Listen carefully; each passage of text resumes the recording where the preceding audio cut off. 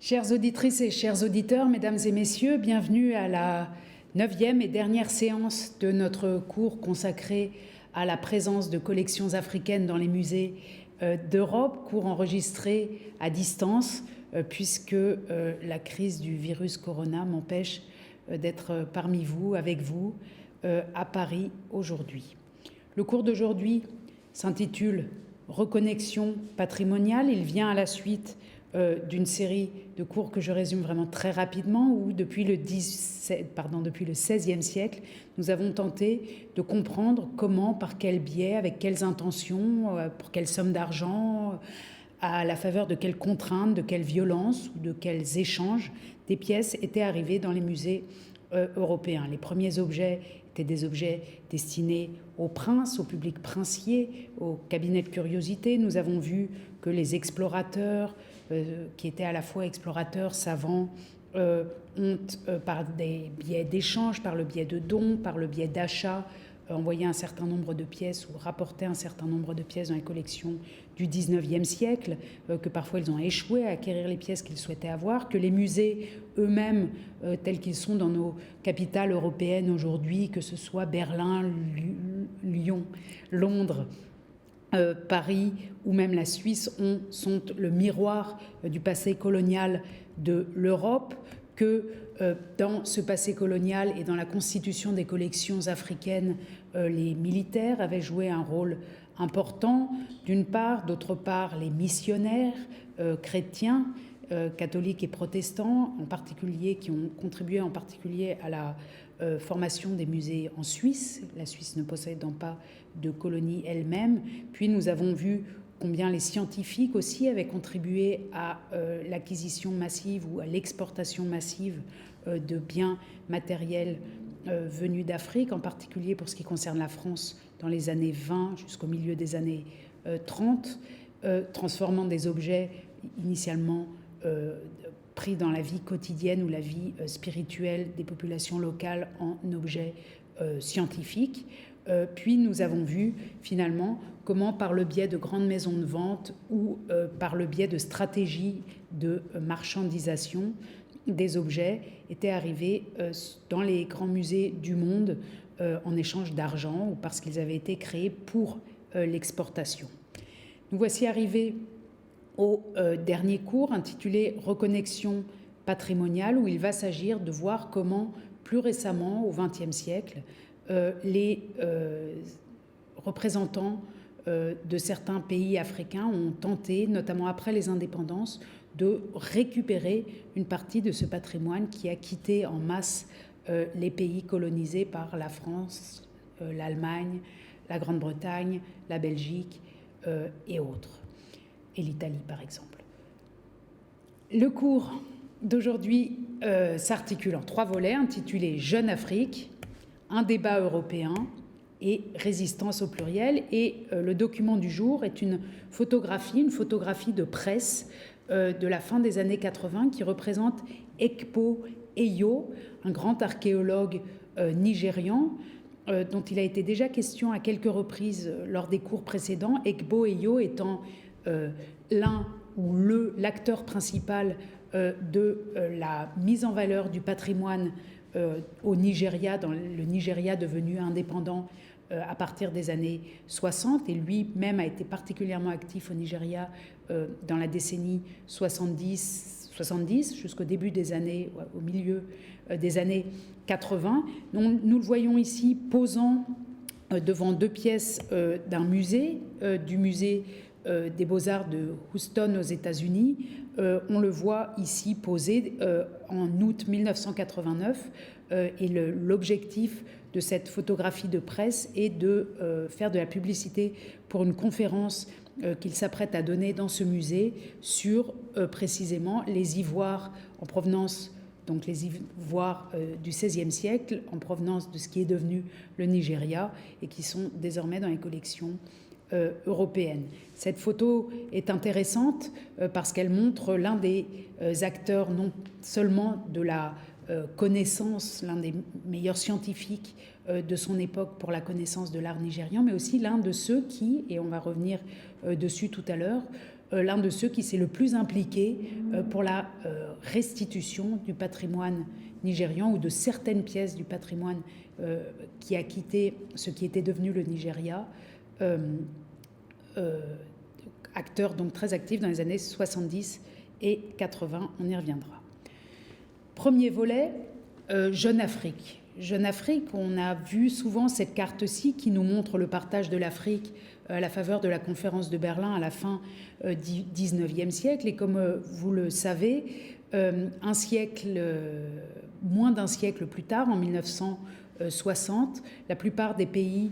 d'Afrique au sud du Sahara, et pas seulement, ont acquis leur indépendance progressive des tutelles coloniales. Ça avait été le cas pour les colonies allemandes avant la Première Guerre mondiale. Vous savez que les colonies allemandes avaient été reprises par les Français et les Britanniques. Et l'année 1960, avec un peu de marge avant et après, est celle qui marque les indépendances. Je vous montre ici une carte à chaud publiée en 1960 dans la presse française qui montre l'Afrique de 1960, donc une Afrique que ce graphique montre morcelée, divisée pratiquement et sans lien entre les différents États. Et il s'agit d'une carte publiée dans l'Express en 1960 et qui accompagne un article intitulé « L'Afrique en miettes », un article qui déplore en quelque sorte ses indépendances, qui déplore l'état dans lequel l'Afrique, par ses mouvements de libération anticoloniaux,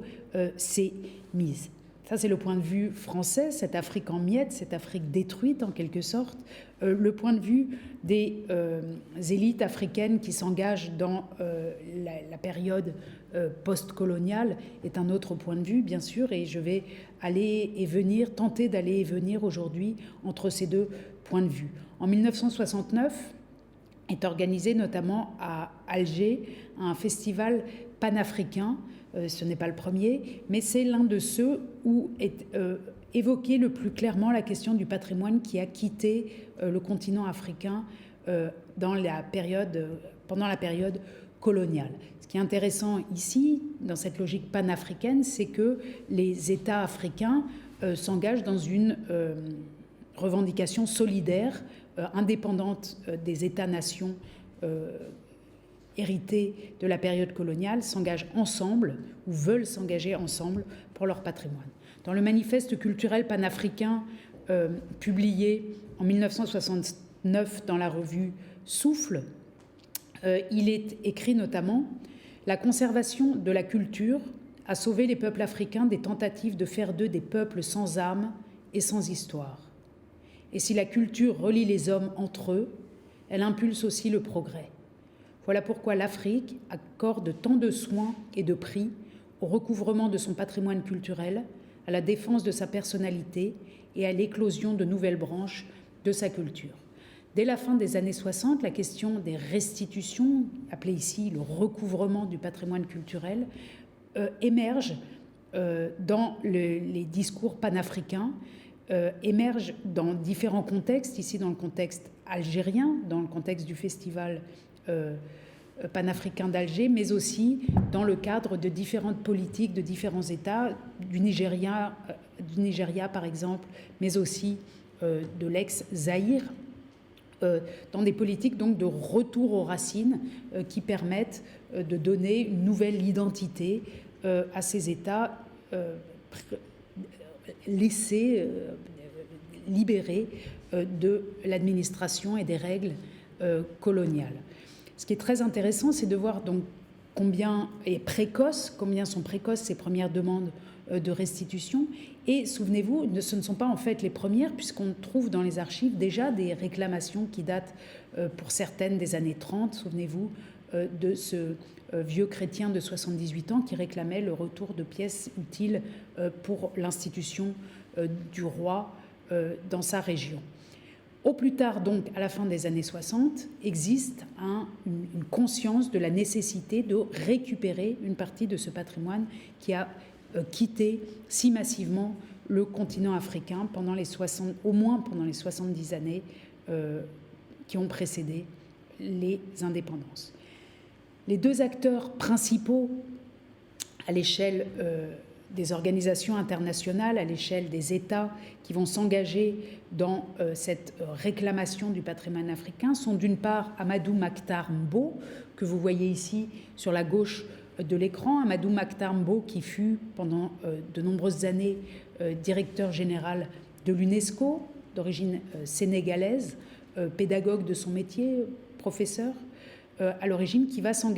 engager l'UNESCO dans un important travail de lobby, un effort en fait pour expliquer dans quelle mesure ces patrimoines culturels sont importants pour les peuples africains et pourquoi il est nécessaire que les États européens qui se les sont appropriés au cours des décennies précédentes en restituent au moins une partie, on y reviendra. Donc pour l'Afrique francophone, si on veut simplifier à l'extrême le paysage, on peut dire que c'est Amadou Makhtar Mbow qui joue le rôle de porte-parole le plus important avec l'UNESCO pour les réclamations. Et de l'autre côté, pour ce qui concerne l'Afrique anglophone, c'est sans doute Ekpo Eyo que nous avons vu tout à l'heure dans notre document du jour et que vous revoyez ici lors du vernissage d'une exposition à Berlin en 1985, une exposition consacrée au Nigeria, j'y reviendrai aussi. C'est Ekpo Eyo qui, dès le début des années 70, après la guerre du Biafra, va s'engager avec beaucoup d'énergie, j'allais dire s'engager corps et âme dans les tentatives de récupération d'une partie du patrimoine pris notamment par les Britanniques à Benin City, qu'ils voudraient voir revenir dans la région où ils ont été pillés, c'est-à-dire autour de Benin City. Si on consulte les archives des ministères des Affaires étrangères des différents États européens, en Grande-Bretagne, en France, mais aussi, et c'est le cas qui a été le mien en Allemagne, on constate donc que ces démarches, ces demandes de restitution, comme vous le voyez ici sur ce dossier du ministère des Affaires étrangères de l'Allemagne de l'Ouest, cette question des Forderung der Rückgabe von Kulturgut, la réclamation ou bien la réclamation d'objets culturels est une affaire qui court et qui remplit un grand nombre de dossiers. Ici, vous en voyez un tout à fait garni qui couvre la seule période de janvier à novembre 1979. Ces dossiers comportent à la fois des informations, des formulaires, des lettres provenant des grandes organisations internationales comme les Nations Unies ou l'UNESCO. Ils comportent des lettres souvent estampillées secrets, comme celle-ci qui vient de Ekpo Eyo et qui a été adressée au musée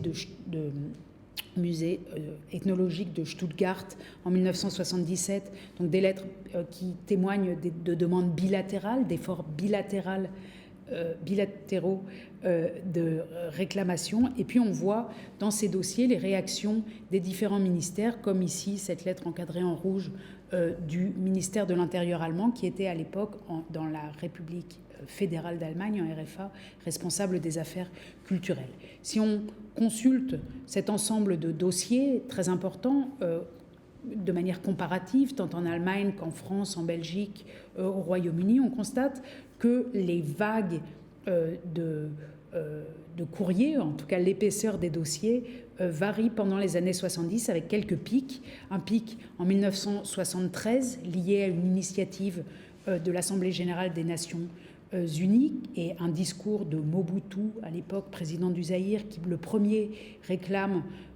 avec beaucoup de clarté le retour des œuvres à leur pays d'origine. Puis un autre pic en 1976 avec une stratégie de défense et de réaction, notamment des musées européens qui échangent beaucoup de courriers, de lettres, de guides sur la manière qu'il convient d'adopter, sur le mode ou les réponses qu'il convient d'adopter à ces demandes venues des pays du tiers-monde, comme on les appelle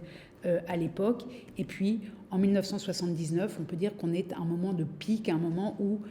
non seulement les administrations, les ministères, les musées se préoccupent de cette question, mais aussi l'opinion publique avec une multiplication d'articles de journaux, de revues et même, et je l'ai déjà évoqué une fois, même d'émissions de télévision qu'on peut retrouver archivées tant dans les archives audiovisuelles françaises que d'autres pays. Je vous montre un court extrait d'un journal de 20 heures de Roger Gicquel que j'ai évoqué déjà plusieurs fois. Alors je ne vous remontre pas l'extrait que j'ai montré déjà à plusieurs reprises, mais un moment où Roger Gicquel introduit un reportage sur la question des restitutions et notamment un court échange avec un artiste africain à qui on demande ce que représente pour lui, ce qu'a pu représenter pour lui le départ du patrimoine matériel africain des villages dans lesquels il était conservé, départ mené par des marchands. En tout cas, on ne sait pas par qui, mais en tout cas, il est interrogé sur les effets produits par ce départ. Et ce qui m'intéresse dans cet extrait, c'est de montrer comment, à la fin des années 70, on est ici le 19 juin 1978, ce sujet-là était présent dans l'espace public, dans la discussion publique, puisque TF1 était l'une des rares chaînes françaises nationales et visible par tous. Écoutez bien cette intervention, donc. Quelle est la réaction d'un Africain face à la dispersion de son patrimoine culturel? Je trouve ça dramatique, dans le sens que moi-même, j'ai été élevé parmi ces masses auxquelles j'ai dansé avec, et j'ai vu ces masses partir un à un, et si c'est comme une bibliothèque qui brûlait, qu'est-ce que l'art pour un Africain? c'est la texture du peuple. Ici, il est fait allusion sans doute au départ un à un de masques dans les années 60, puisque la personne qui en témoigne est un jeune intellectuel africain qui est interviewé dans les années 70, donc qu'il évoque le départ qu'il a vécu lui-même. Il s'agit donc de départs post-coloniaux liés au trafic probablement, mais l'effet est le même. Il dit que le départ de ces masques, de ces patrimoines matériels, spirituels, est comme une bibliothèque qui brûle. Et lorsqu'il est interrogé sur la fonction de l'art pour un Africain, drôle de question très générale, il répond que l'art est la lecture du peuple et fait allusion par là à toutes ces cultures qui prennent pour support des œuvres d'art pour se raconter ou raconter. Souvenez-vous que dans le cas du royaume du Bénin, les bas-reliefs apposés sur le palais royal rappelaient l'histoire des dynasties depuis le XVIe siècle au plus tard. Donc ici, dès la fin des années 70, on voit bien que le public européen, le public français en l'occurrence, sait qu'il y a une tristesse, un traumatisme, une perte de mémoire, une perte d'histoire liée à ces déplacements de culture matérielle. Et dans le cadre plus général de cette émission, il est bien question des restitutions qu'il faut, selon l'animateur Roger Gicquel, absolument effectuer. Alors, ce débat qu'on pourrait croire simplement français, puisque l'histoire de la colonisation française est encore la présence de l'histoire coloniale dans les années 70 est encore très proche en France. Ce débat est très proche historiquement dans le temps et encore très douloureuse ou représente un tabou dans les années 70 et d'ailleurs pendant bien longtemps, plusieurs décennies après les années 70. Ce débat dont on pourrait penser qu'il s'agit simplement d'un débat français est en fait un débat européen et en particulier, de manière très intéressante, un débat également allemand. Et on voit ici dans cet extrait d'un article de l'été 1976, d'un article britannique, qu'il est question ici d'un débat allemand. Débat allemand, cet article, et le titre de cet article, l'art doit-il retourner dans les anciennes colonies? Et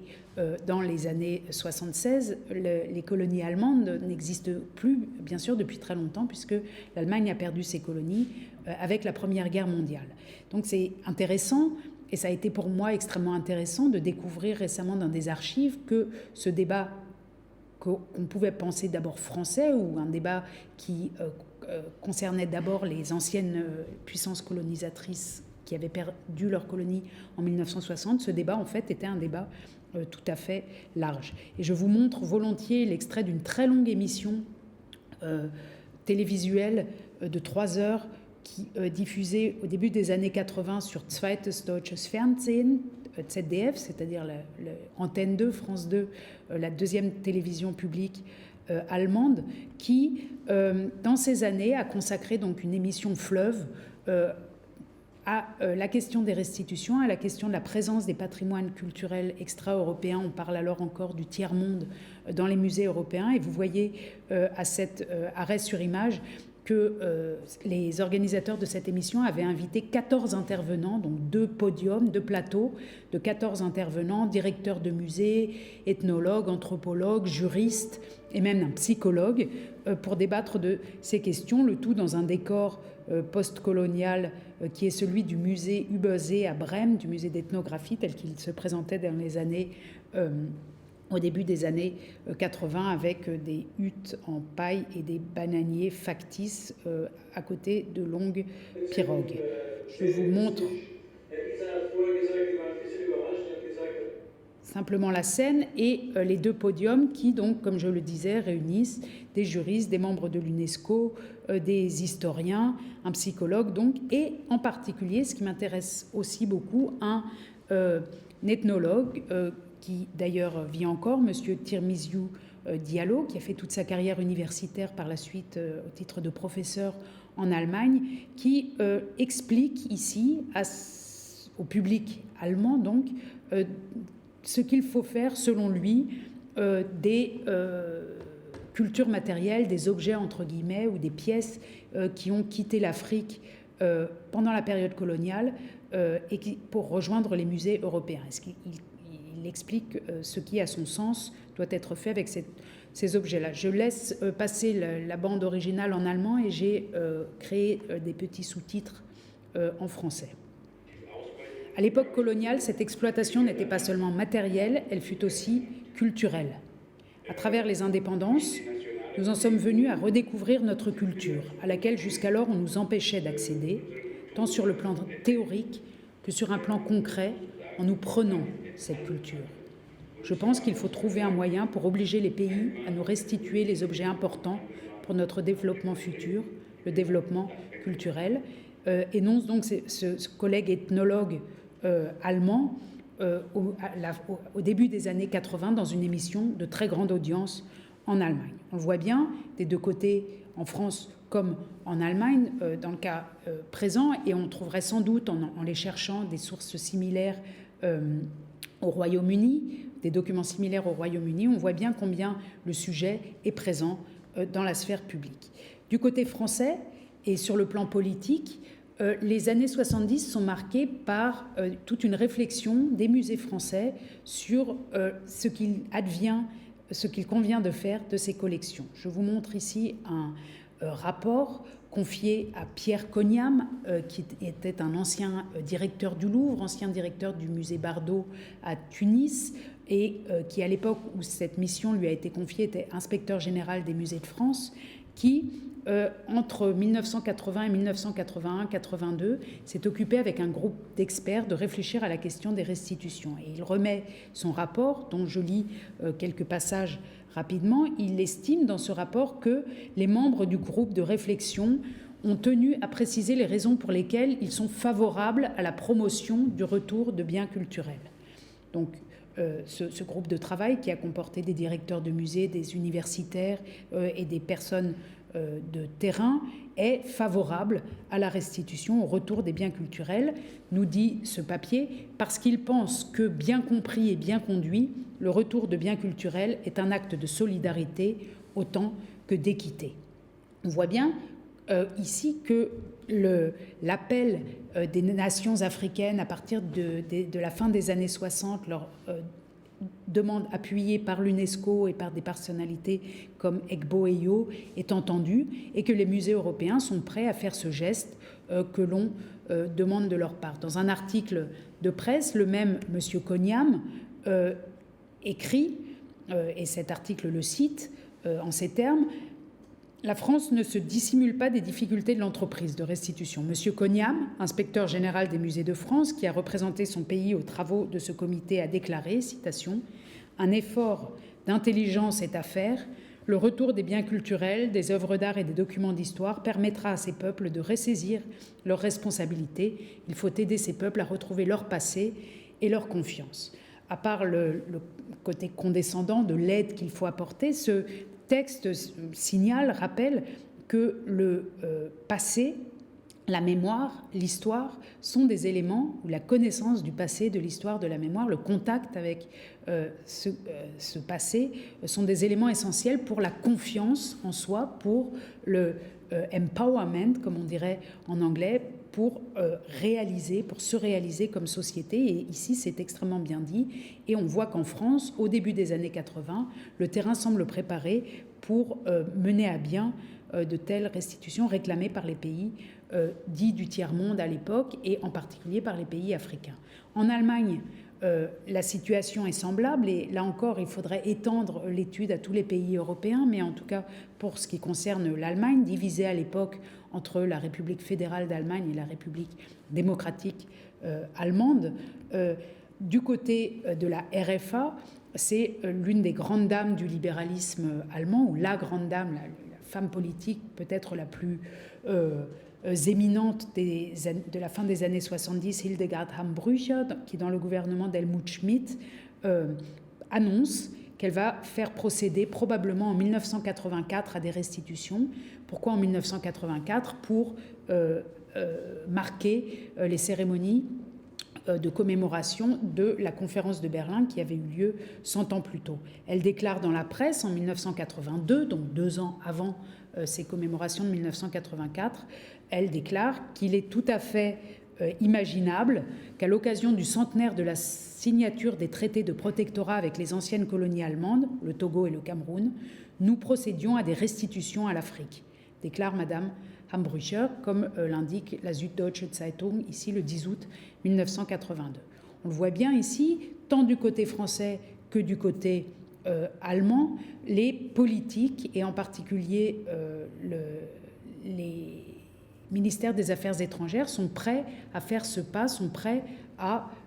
avancer dans la voie d'une possible restitution. De manière significative, c'est également manifestement le cas du côté de la RDA, qui, à l'époque, entretient des relations privilégiées avec plusieurs États africains, notamment les pays non alignés, et qui accueillera en 1985 sur l'île des Musées à Berlin une très grande exposition organisée dont le commissaire est Egbo Eyo, une exposition itinérante d'art du Nigeria, exposition itinérante qui passe à Paris, qui passe en Suisse, qui passe à New York, mais qui ira aussi en Yougoslavie et à Saint-Pétersbourg, et donc aussi à Berlin-Est, une exposition intitulée Kunst aus Nigeria, donc l'art du Nigeria, dans le musée de Pergame, exposition qui a une grande visibilité internationale, comme en témoigne cet article en langue anglaise rendant compte de l'exposition qui est également l'occasion d'une approche politique intensive des élites politiques de RDA et du ministère de la Culture, notamment par Egbo Eyo, qui met sur le tapis, comme vous le voyez ici dans cet extrait de lettre de 1985, met sur le tapis la question des restitutions. Il est dit ici que le ministère de la Culture et les musées sont en train de réfléchir à la question des restitutions vers le Nigeria, tant demandée depuis les années 70, tant réclamée par Egbo Eyo. Dans ces années 80, l'UNESCO publie un formulaire type pour les demandes de retour ou de restitution que vous voyez ici, dont on trouve la trace dans de nombreuses archives, qui n'a pas été beaucoup utilisé, mais on voit bien comment ici ce formulaire type trilingue semble indiquer que le retour de ces biens culturels partis en masse du continent africain vers l'Europe entre 1880 et les années et la Deuxième Guerre mondiale, pour faire vite, que ces objets pourraient être en partie restitués. Tout semble prêt et on a vraiment le sentiment que dans ces années-là, autour de 1980, dès 1979, ce que en 2019, certains ont appelé le Big Bang du présent, le début de notre époque actuelle, avait en effet lieu et qu'une chance était, qu'une ouverture avait été donnée et aurait pu permettre des restitutions. Il me semble que ce qui s'est passé là dans les années 79 peut être lu en parallèle avec le débat sur le climat. Vous savez qu'en 2019, Nathaniel Rich, journaliste du New York Times, a publié, et notamment en français au Seuil, un ouvrage intitulé « Perdre la Terre, une histoire de notre temps », où il a tenté de reconstituer les gestes qui n'avaient pas été faits entre 1979 et nos jours pour sauver la planète. Et sa thèse, c'est qu'en 1979, tout avait été prêt, toutes les décisions auraient pu être prises pour ralentir la crise climatique, mais que des lobbies se sont impliqués avec beaucoup d'énergie pour empêcher que les bonnes décisions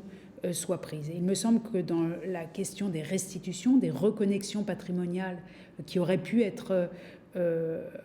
mises en route sur le continent africain par le biais de restitutions, on observe une dynamique semblable avec des années 79-80 où tout semble être prêt pour que ces restitutions aient lieu et d'importants mouvements de résistance qui finalement vont mener à l'oubli, donc à l'échec de cette dynamique d'une part et à l'oubli même des débats des années 70 qui sont ressortis récemment par le biais de travaux d'archives, mais que sinon on avait oublié. Ce qui me conduit à ouvrir le troisième volet du cours intitulé « Résistance » et à poser la question de ce qui a bien pu se passer pour que les reconnexions patrimoniales qui semblaient engagées ou qui semblaient possibles dans les années 70, pour qu'elles aient été empêchées. Quel groupe, quelle structure, quels mécanismes ont fait que finalement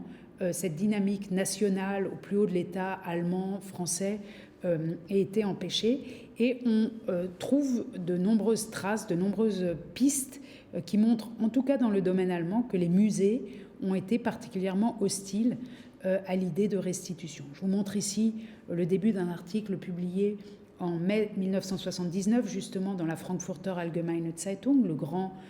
quotidien allemand, à propos d'une conférence dans laquelle il est dit, au début de cet article, « Seit etwa 6 Jahren geht ein Gespenst in europäischen Museen, kurz Restitution genannt. » C'est une allusion à l'image du spectre du communisme de Karl Marx. Il est dit donc en français, depuis 6 ans environ, un spectre hante les musées d'Europe, le spectre de la restitution. On est en 1979, c'est bien la preuve que depuis 6 ans au moins, depuis les années 73, 72, 73, l'opinion publique sait, en Allemagne, et elle le sait en France aussi, que ce débat sur la restitution est très virulent. Donc l'idée d'un spectre de la restitution qui hante les musées d'Europe est une paraphrase de la célèbre phrase de Karl Marx, selon laquelle un spectre hante l'Europe, le spectre du communisme. Toutes les puissances de la vieille Europe se sont unies en une sainte alliance pour traquer ce spectre. Et ici, donc, de manière implicite, il est dit que tous les musées d'Europe, ou en tout cas d'Allemagne, mais d'Europe, se sont mis ensemble pour traquer ce spectre de la restitution. Et en effet, si on consulte la presse de ces années, on constate que ce sont les musées, en tout cas du point de vue des journalistes qui les observent, y compris dans le monde britannique. Je vous montre ici un petit article tiré du Times en 1981, que ce sont les musées qui sont à la pointe de l'opposition contre les tentatives ou les initiatives de restitution menées par les États. Si on plonge un peu plus avant dans les dossiers, dans les archives, on obtient la confirmation, et en tout cas dans le domaine allemand, de cette opposition franche des musées au projet de restitution. Je vous montre ici un document vertraulich, c'est-à-dire top secret, que la commission allemande de l'UNESCO a fait circuler en 1978, qui était une sorte de vade-mecum pour les musées, pour des recommandations qui leur permettraient de faire face aux demandes de restitution dans différents domaines, donc avec des conseils concrets sur la manière d'accueillir ou non plutôt ces demandes de restitution. Ce texte est donc top secret. Je vous en montre simplement 3 extraits qui sont extrêmement parlants à mon avis et qui montrent combien ici, dans les années 70, on a tenté d'empêcher le départ de ces collections scientifiques des musées publics, collections, vous le comprenez, et vous le comprenez d'autant plus qu'on a évoqué la chose, qui forment des séries dans ces musées. Et pour les musées, l'idée de briser les séries, de démanteler les séries, et bien sûr, pour des musées qui sont basés sur l'idée de séries et de complétude, serait une catastrophe scientifique. C'est du moins ainsi qu'ils argumentent. Ce serait sans doute aussi une défaite symbolique, mais l'argument explicite est celui d'une défaite scientifique. Alors, je vous lis simplement 3 extraits de ce long document extrêmement explicite, extrêmement intéressant, concernant donc l'attitude à adopter en cas de réclamation des biens culturels venant du tiers-monde et en particulier de l'Afrique. Il est dit ici, le terme restitution doit être combattu. Dans le cas contraire, l'impression d'une acquisition légalement malpropre apparaîtrait. Le terme restitution ou retour doit être défini de manière si large qu'aucune obligation morale n'y soit liée. Un nouveau terme est proposé, transfert. On voit bien ici combien déjà la question du vocabulaire est intéressante, importante. Les musées refusent que l'on parle de restitution puisque le terme de restitution comporte en lui-même une dimension temporelle. Quand on parle de restitution, on parle d'un retour dans l'histoire, de quelque chose qui a une historicité. Et d'après les auteurs de ce papier, le terme de restitution implique une obligation morale. Il y aurait eu une faute qu'il faut corriger, réparer en restituant, en revenant à un état antécédent. Et à la place du terme de restitution, avec cette dimension historique et cette idée de réparation, les auteurs de l'article proposent le terme de transfert. On pourrait aussi évoquer le terme de circulation, qui sont des termes sans dimension historique. La circulation ou le transfert sont des termes horizontaux, mais qui n'ont pas de dimension historique, qui ont une dimension dans l'espace, mais pas dans le temps, tandis que le terme de restitution a une dimension dans le temps. Et on verra dans ces années-là, et jusqu'à aujourd'hui, à vrai dire, qu'il y a une véritable bataille des mots, les uns utilisant ce terme de restitution pour rappeler que l'histoire de ces collections, l'histoire de ces objets n'est pas une histoire neutre, et les autres tentant plutôt d'imposer le terme de circulation pour gommer précisément cette histoire difficile. Deuxième extrait de cette aide adressée aux musées allemands à la fin des années 1970, la rubrique émotionnalité, donc la question des émotions. On a commencé sur la question de la terminologie et puis au point numéro 3, ce papier arrive à la question des émotions. Il est dit ici, sur la question de la restitution des objets culturels, entre guillemets, puisqu'il utilise ici le terme de restitution qu'il ne veut pas utiliser, ce papier. Sur la question de la restitution des objets culturels, il existe une forte pression publique ou morale sur nos musées. Les pays du tiers-monde sont déterminés à récupérer leur patrimoine culturel et à le présenter chez eux. Il s'agit d'un processus émotionnel. C'est pourquoi il faut toujours répondre en revenant à la situation juridique. Là encore, extrêmement intéressant, on voit que on suggère au musée, quand les émotions patrimoniales, qui sont donc des émotions liées à la mémoire, à l'histoire, et on a vu tout à l'heure ce témoignage, on a entendu tout à l'heure ce témoignage du jeune artiste africain qui dit que le départ des masques correspond pour lui à une bibliothèque qui brûle, qui est évidemment une image extrêmement émotionnelle, que toutes ces émotions-là doivent être, nous disent les musées ici, doivent être écrasées ou en tout cas gommées ou neutralisées avec des réponses de type juridique. Donc on aurait d'un côté les émotions de ceux qui réclament ou de ceux qui soulignent qui soutiennent les processus de réclamation d'un côté, et les autres qui seraient du côté des institutions propriétaires qui préféreraient toujours répondre à ces demandes de manière juridique, avec la froideur, si on veut, des textes juridiques, et en tout cas en gommant émotion qui paraît être un danger pour ces musées. Donc émotion absolument à éviter. Terminologie, émotionnalité, donc le discours public sur ces questions. Et puis, dernier élément que je voudrais retenir de ce texte qui, dans son ensemble, qui comporte plusieurs pages et qui mérite d'être lu dans son ensemble, mais ici, me paraît intéressant le passage consacré aux inventaires, aux listes d'objets, Objektverzeichnisse, inventaire d'objets. Ici, il est suggéré au musée de ne pas les publier et même de ne pas les réaliser, à vrai dire, pour la raison suivante. Inventaire, tant nos musées ethnographiques que les administrations culturelles mettent en garde contre l'établissement de telles listes. Elles risqueraient de susciter des appétits plus grands encore. Alors là, ici, extrêmement intéressant, l'idée qu'il ne faut pas être transparent sur les collections, puisque la transparence risquerait d'augmenter la connaissance des collections conservées dans les musées allemands, et que cette connaissance aurait pour conséquence que certains réclament les pièces qui le plus souvent ne sont pas visibles, puisque, comme on l'a vu dans différents cours, les collections africaines notamment ne sont généralement que présentées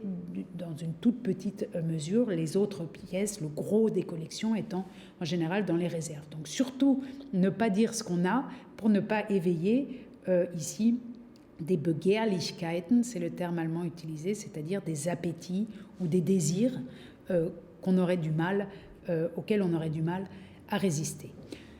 Alors la question des résistances, ou qui a empêché que ce processus de restitution, de reconnexion patrimoniale, de recouvrement de la mémoire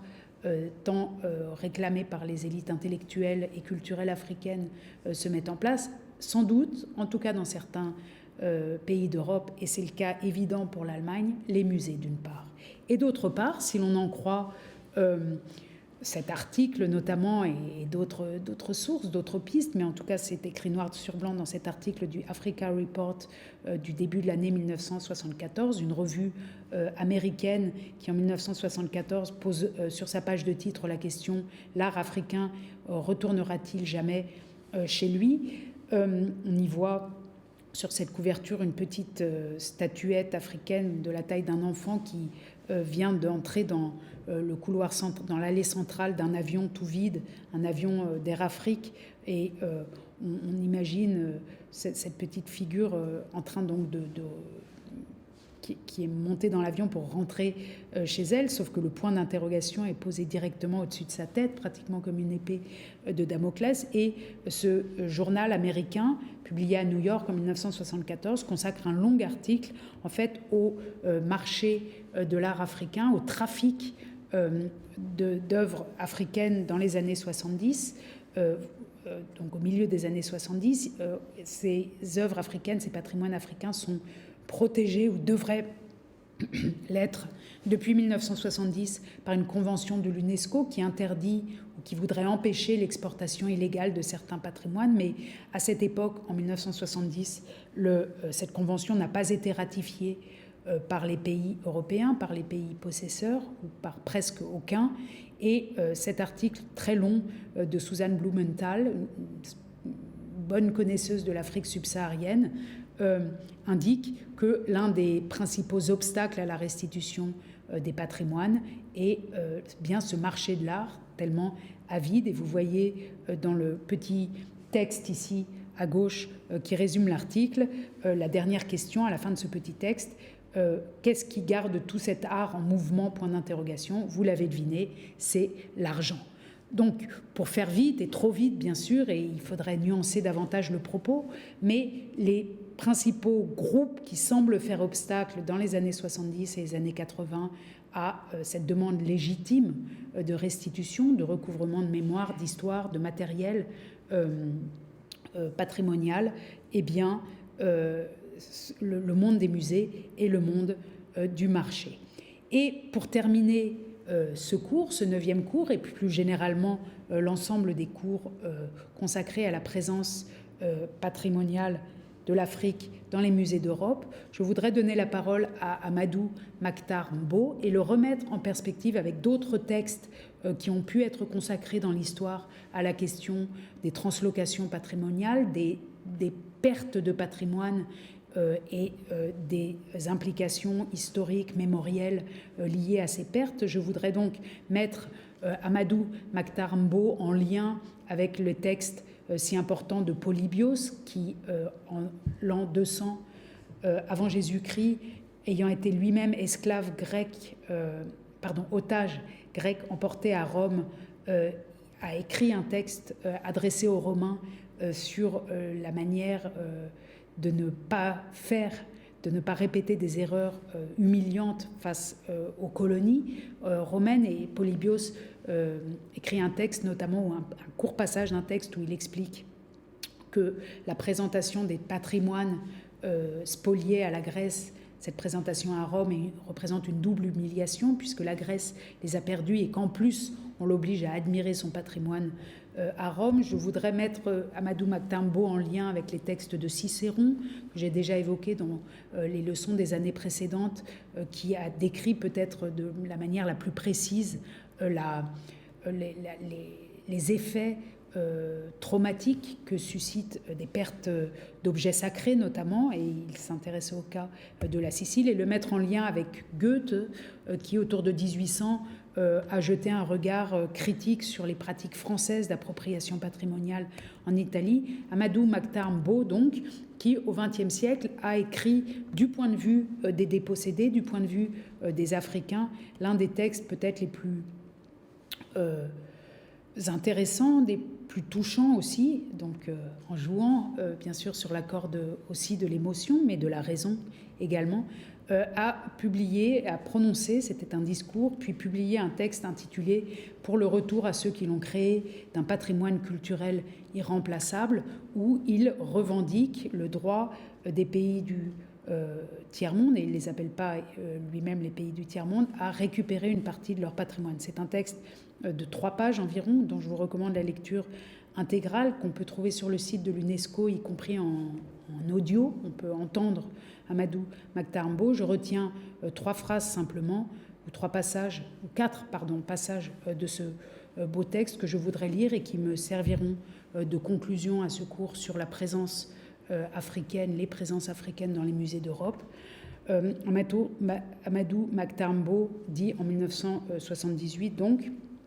les peuples victimes de ce pillage parfois séculaire n'ont pas seulement été dépouillés de chefs-d'œuvre irremplaçables, ils ont été dépossédés d'une mémoire qui les aurait sans doute aidés à mieux se connaître eux-mêmes, certainement à se faire mieux comprendre des autres. Ces biens de culture qui sont partis de leur être, les hommes et les femmes de ces pays ont droit à les recouvrer. Ils savent, certes, que la destination de l'art est universelle. Ils sont conscients que cet art qui dit leur histoire, leur vérité, ne la dit pas qu'à eux, ni pour eux seulement. Ils se réjouissent que d'autres hommes et d'autres femmes, ailleurs, puissent étudier et admirer le travail de leurs ancêtres. Et ils voient bien que certaines œuvres partagent depuis trop longtemps et trop intimement l'histoire de leur terre d'emprunt pour en être séparées. Et il poursuit: j'appelle celles de ces institutions qui détiennent plusieurs objets ou documents semblables à se défaire au moins d'un objet et à le renvoyer dans son pays d'origine pour que de jeunes générations ne grandissent pas sans avoir jamais eu la possibilité de voir de près une œuvre d'art ou une création artisanale de qualité fabriquée par leurs ancêtres. C'est une allusion ici au droit au patrimoine que l'Europe s'est donné à elle-même, le droit d'accès au patrimoine en 2005 lors de la conférence de Faro, et que Amadou Makhtar Mbow ici revendique aussi, et naturellement pour les générations, la jeunesse des pays dont les patrimoines ne sont plus dans les pays concernés. Et il finit en ces termes: restituer au pays qui a produit telle œuvre d'art ou tel document, c'est permettre à un peuple de recouvrer une partie de sa mémoire et de son identité, c'est faire la preuve que, dans le respect mutuel entre nations, se poursuit toujours le long dialogue des civilisations qui définit l'histoire du monde. Reconnexion patrimoniale, donc, le désir de se remettre en contact avec des objets qui ont quitté le continent africain au sud du Sahara depuis le XIXe siècle, dans des conditions souvent de violence symbolique ou réelle. C'est bien le désir exprimé ici par Amadou Makhtar Mbow et qu'on comprend peut-être davantage lorsqu'on prend conscience, comme j'ai tenté de le faire avec vous, de la manière dont ces patrimoines et la quantité dans laquelle ces patrimoines sont arrivés dans les musées européens. Voici notre cours achevé et je vous remercie de votre assiduité, de votre fidélité et de votre patience. À l'année prochaine.